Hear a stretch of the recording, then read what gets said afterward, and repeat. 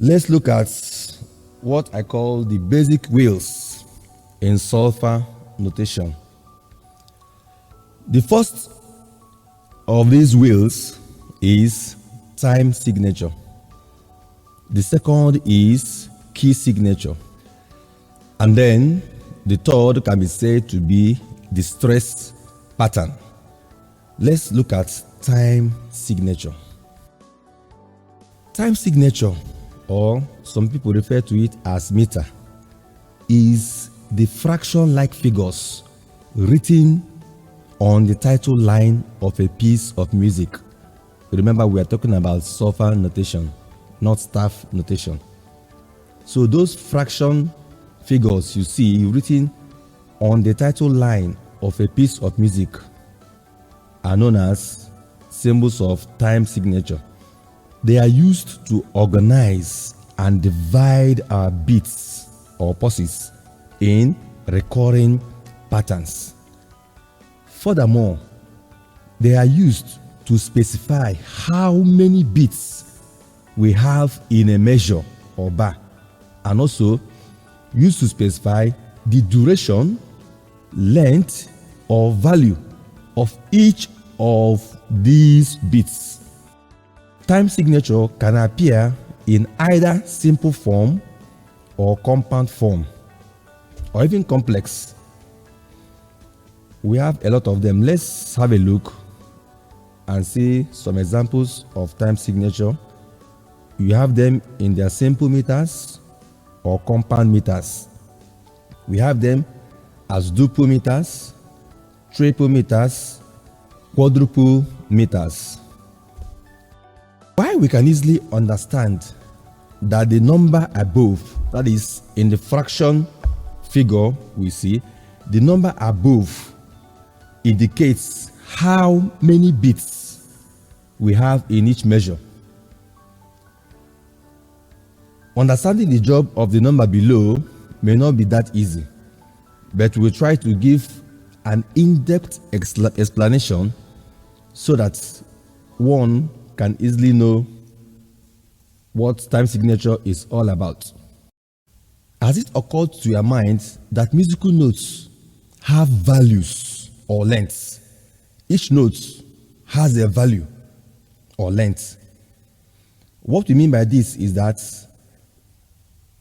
it indicates how long a note can sound, can be in progressive sound or can be in silence. The duration of a note sound or the duration of a note's silence before its effect stops.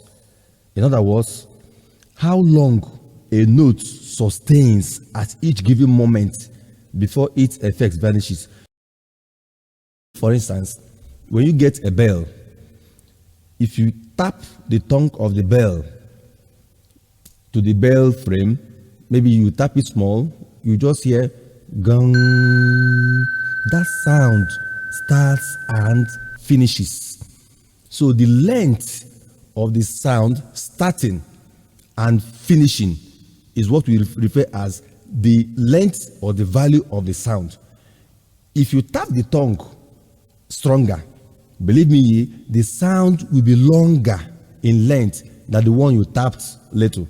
So that's an example of the length of a note.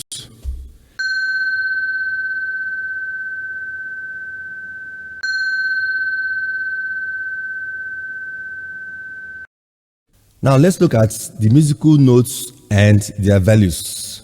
From the screen you are seeing, we have the semi-breve, which means whole note, represented by the figure 1. We have the minim, you can see the symbol there, an open, just like an open D. It's known as a half note, or figuratively, it is written as 2. We have the crochet, which is a quarter note, represented with the figure 4. We have the quiver, which is the 8th note, represented with the figure 8. We have other ones, semi-quiver, demi-semi-quiver, hemi-demi-semi-quiver. Generally then, beats are considered in steady movements in time or rhythm. Beats are regarded to be constantly progressive unless otherwise stated.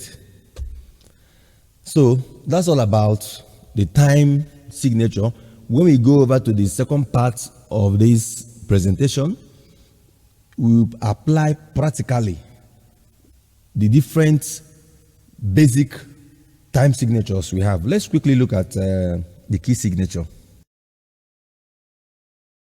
The key signature is a set of sharp or flat symbols placed together on the staff, written immediately after the clef at the beginning of a line of music notation. They may be written either on the lines or spaces of the staff. A key signature can also appear in other parts of the score, notably after a double bar line. In whichever case we may see it, it indicates that notes are to be consistently played or sung throughout the scale, unless otherwise altered with another symbol we know as accidental. Why the above can best qualify for what is obtainable in staff notation. It is important to note that in tonic solfa, key signatures are written with the combination of alphabets A, B, C, D, E, F, G. Be it as it may anyway, the same effects in staff notation also applies to the tonic solfa. Let's have a look. Let's look at some key signatures. We have them in their majors and in their minors. You can see the staff representation of each of the key. The majors are in red, and then the minors are in green. Like we said, whether they are in solfa notation or in staff notation, the effects remain the same. So, having gone so far, we have seen some theories surrounding the solfa notation. In the second part, we are going to look at solfa notation in action. We're going to put what we've seen in the theory into the second part, and for you to see how they are properly applied.